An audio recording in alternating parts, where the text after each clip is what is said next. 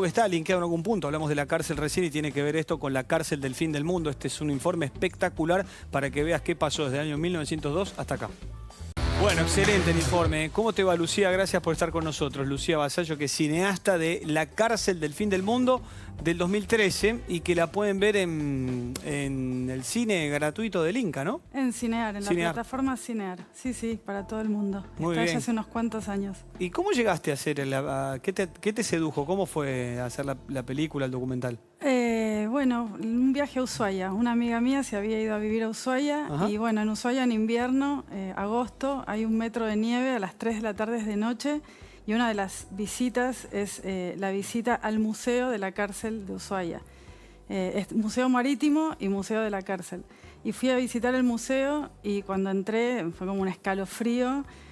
Y las historias que me contaron y todo, y empecé a investigar y no podía creer que no había como una película que cuente la historia de la cárcel que da lugar a la historia de la ciudad. O sea, Ushuaia se genera en función de esa cárcel. Claro. Ahí, bueno, el informe lo decía. Eran más los presos que los habitantes. En un momento había 500 presos, 500 habitantes. O sea, la panadería, la usina, la luz de Ushuaia, todo se manejaba desde la cárcel. Estamos hablando de que empezó en el 1902 la construcción de la misma.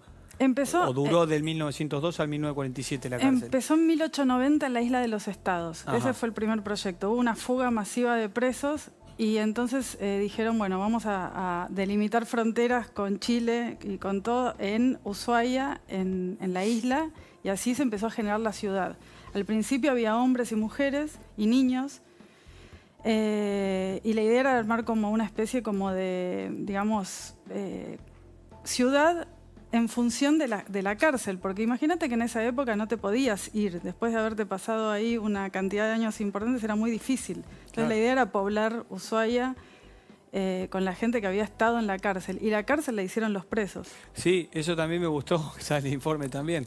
O sea, ellos, piedra por piedra, armaron el lugar donde iban a estar encerrados después. Su propia celda, es tremendo. Claro, increíble. Sí, sí, sí. Y la ciudad, digamos, el casco viejo de Ushuaia está construido por los presos. Y ahí estamos viendo el petiso orejudo, que fue el más famoso, ¿no? ¿Y que lo mataron ellos mismos? Dicen María Moreno tiene un libro muy lindo que habla sobre él, y también está El Niño de Barro. Hay una película de hace unos años que habla mucho sobre Santos Godino. Es conocido como el asesino serial más joven de la historia argentina, porque era muy chico cuando empezó a asesinar bebés, pero bueno, hay muy poca documentación, digamos, documentos verídicos donde uno puede testificar si realmente todo eso fue verdad. Y aparte tiene una historia muy... le operaron las orejas al petiso orejudo, creyendo que de esa manera, digamos, lo transformaban en otro ser. Y bueno, dicen que lo mataron... ¿Quién le operó las orejas después de que ya había asesinado mucha gente? Claro, ¿Ya preso? en la misma cárcel se le hizo una operación de orejas para adentro, obviamente, creyendo que el problema que tenía, que era como un problema psiquiátrico, el problema era por las orejas, asesinada por culpa de las orejas. Wow. Sí. Y entonces... Qué creativos que eran en esa época también. No, era la teoría lombrosiana que en aquellos es la años, teoría lombrosiana. Claro, que había sí. características físicas que determinaban Que a pudiera un ser criminal. Que Exacto. pudiera ser Claro. un criminal, un asesino, un monstruo, Sí. digamos. Exacto, la teoría lombrosiana, que es una pseudociencia. Sí. También mandaban a curar a la gente porque era gay. Hasta hace muy poco. Sí, bueno, está Hasta hace bien. muy poquito. Entonces no me asombro, retiro lo dicho. Con respecto al petiso orejudo. Y la Pero leyenda cuenta eso, que el gato que él mató al gato de la cárcel, que era como... Porque es el más joven y es el primer gran asesino en serie de nuestra historia criminal, ¿no? Sí, está Mateo Banks, que era de Azul, de origen inglés, que asesinó a 8 personas para cobrar una herencia y también fue a la cárcel de Ushuaia. Pero digamos que el petiso orejudo era muy joven, entonces es el primer asesino... ¿De qué estamos hablando? ¿Joven qué? 14 años, adolescente, 15, 18. Sí. ¿Y mató cuántas adolescente. personas supuestamente documentadas? Supuestamente documentadas hay bebés, son bebés. El problema también es que era eso, que tenía como una obsesión con animales y con bebés. O sea, Qué bárbaro. ¿No se supo nunca el por qué? ¿Que él dijo algo alguna vez? ¿Por qué los odiaba? ¿Por qué los mataba? No. ¿Hay alguna declaración de él?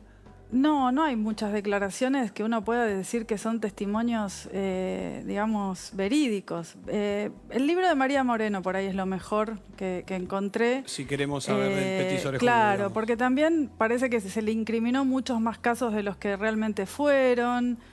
Debe tener un agregado de mito, leyenda, como hablábamos el otro día con los fantasmas, más que mito, leyenda, ¿no? Porque hay un dato histórico certero de quién era, quién fue y demás, que existió, pero debe haber un agregado a la figura del petiso orejudo, me parece. Seguramente. Más allá de las atrocidades que hizo, debe haber un agregado de cosas que nadie sabe. Seguramente, sí, porque también cuando se cerró la cárcel un montón de documentación fue a parar a la Penitenciaría Nacional que estaba en Las Heras. Y hubo inundaciones y toda esa documentación se echó a perder. Entonces es como difícil, digamos, hay mucho mito y mucha leyenda en la cárcel de Ushuaia. 1902 a 1947, ahí sí, fue la duración, 45 años, la termina cerrando Perón. Y me decías que era el famoso, la historia que cuenta siempre Pettinato, que el papá era el carcelero y el papá de Pettinato es el que termina cerrando por orden de Perón esa cárcel. Sí, por decreto de Perón, Roberto Pettinato, el papá de Roberto Pettinato, termina cerrando la cárcel, declarándola inhumana. O sea, las condiciones de frío y de hacinamiento y eran tremendas. O sea, chiquitas, de pedo 3x3. Sí, y sobre todo eso, ¿no? Como que hubo épocas donde también hay un libro muy importante, es La Ergástula del Sur, que es también que un diputado fue como a hacer una especie de fiscalización y también, ¿no? Como que en la década infame, hay una década donde hay un muerto por semana ahí adentro. O sea, las torturas, la manera de tratar a la gente, el frío, por ejemplo, se calefaccionaban con los mismos árboles de Ushuaia, el famoso trencito del fin del mundo, es el tren de los presos, que iban a talar árboles. ¿Cómo se llama? La trochita, ¿no? Una trocha angosta, sí.